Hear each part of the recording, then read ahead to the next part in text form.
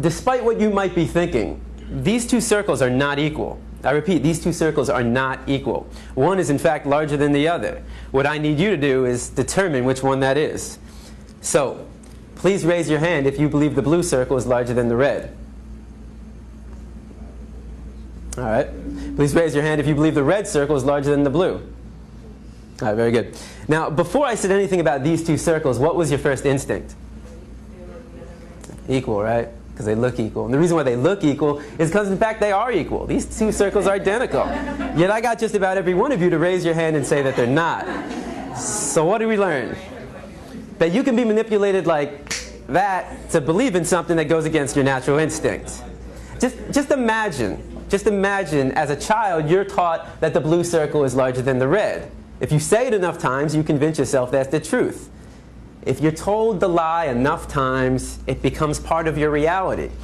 And if enough people are taught that lie, that the blue circle is larger than the red, well, now it becomes part of the culture. And if that culture then passes that misinformation along to the next generation, well, now it becomes tradition. And what we have to remember is that just because we have a tradition doesn't mean it's morally acceptable. Tradition and morality are not always the same. I mean, can you think of any traditions that we once had in the United States of America that we no longer have? That today we think back and that was immoral? Slavery, right? Less than 200 years ago. And that was a tradition. So the traditions we have today doesn't necessarily mean they're morally acceptable. And as we evolve as a culture, so do our traditions. Now, The Matrix is a story. It's a story. When told enough times to enough people, it becomes part of that culture. It becomes the tradition. And this story is being told over and over every day. In fact, if you believe the image on the carton is where you're getting your milk from, you're deceiving yourself. This is a fantasy. It only exists in your head. It's a blue pill fed to you by the industry to get you to buy their product. This is the Matrix, the lie we tell ourselves about where our food is coming from. The reality is far more disturbing. 90 to 95% of the milk, the meat, and the eggs that we consume in the United States are coming from these conditions. In fact, every year in the United States, 10 billion, right? 10 billion are being slaughtered for food. So what that works out to be is that every second in the United States, 300 animals are killed, just like that. So 300, 600, 900, 1,200. By the time I'm done talking today, there'll be over 1 million animals that have been slaughtered. And most of us don't even blink an eye. I mean, how is it possible that in the United States of America we can slaughter 300 animals every second and not question that? Because of the story we've been told. The story justifies the action. If you say it enough times, you actually convince yourself that's the truth. How many of you were taught as a child you need to eat meat to get protein? I mean, I know I was. How many of you were taught you need to drink cow's milk to get strong bones? Not dog milk, not chimpanzee milk, not elephant milk, not rhino milk, not hippo milk, not tiger milk, not lion milk, not giraffe milk, not elephant milk. Did I say that already? I think you get the point. Not even our own mother's milk, but we need to drink cow's milk to get strong bones. The absurdity of drinking the milk from any other species and any other being besides our own mother, when it's said enough times, loses its absurdness. Now, the first thing we've been taught is that our diet is natural.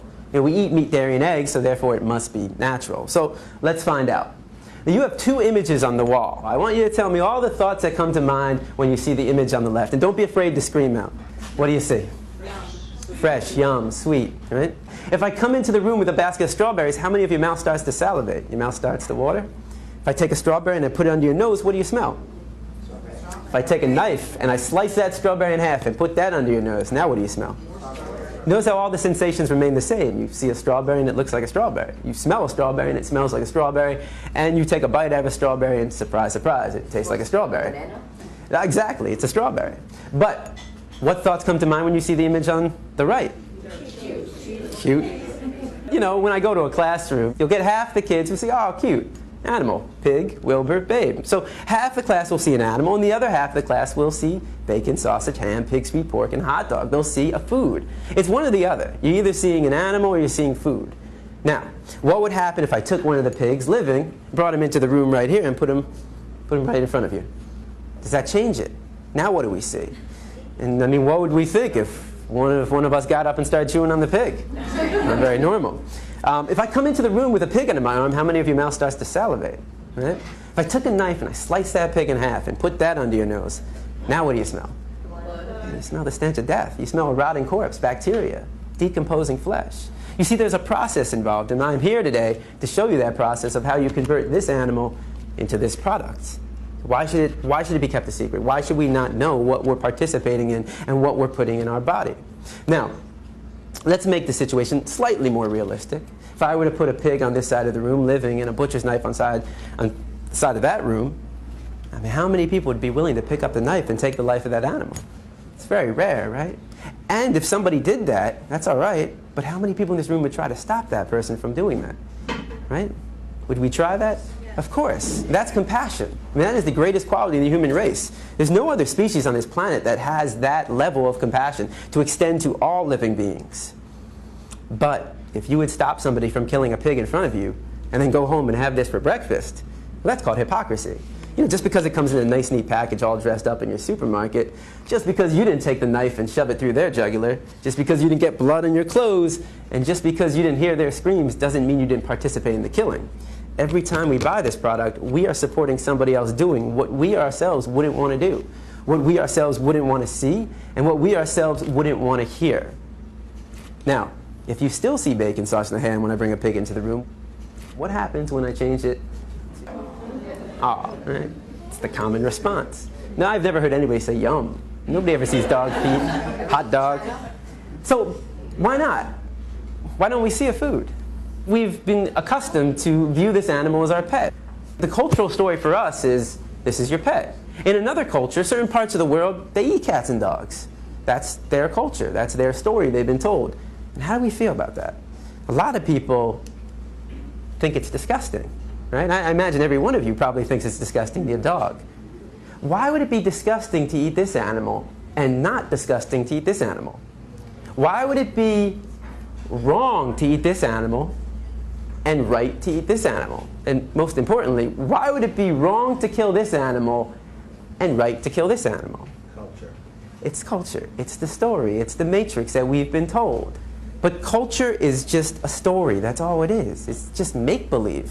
What I'm concerned with is what is natural to the human species, because every culture has a different story. So let's take a 3-year-old from any country in the world, and you put that 3-year-old in a room, and you line up 5 animals in front of that 3-year-old. A pig, a dog, a cow, a cat, and a chicken. Do you think the 3-year-old is going to know which one to eat and which one to pet? What's the 3-year-old most likely going to do, or try to do? Play with them all. It's going to try to play with them all. The 3-year-old has to be taught, no, no, no, no. Don't play with him. Eat him. Play with him. Pet him. That's what we were taught. We didn't choose our diet. Our diet is a learned behavior. We were raised to perceive this animal as your pet and this animal as your food. If you don't walk outside right now and you saw somebody taking a baseball bat to a dog's head, what would you do? You take action. At the very least, you'd call the police because you recognize that as a violation of this animal's right to be free from harm. Now, if you were to walk outside right now and you saw somebody taking a baseball bat to a pig's head, would your emotional response not be the exact same thing? Of course. Because the question for you is, what's the difference? What's the difference between the two? Right? Is there a difference? You might think one is cuter than the other. But that says more about you than anything about these 2 animals. You know, a lot of kids will say, well, the nose looks different. But I say, but they both got a nose to smell. Some kids will say, well, he's got hooves and he's got paws. I say they both got feet to walk and run. Some kids say, well, his ears are going up and his ears are flappy. They both got 2 ears to hear. They both got 2 eyes to see. They both got a heart to beat and a mind to think. And the reason why we would take action for both of them is because we recognize the equality between them and not the difference. Any difference is insignificant. The similarities, though, are striking. We know they're equal, yet every time we sit down for a meal, we create that separation. We create that inequality.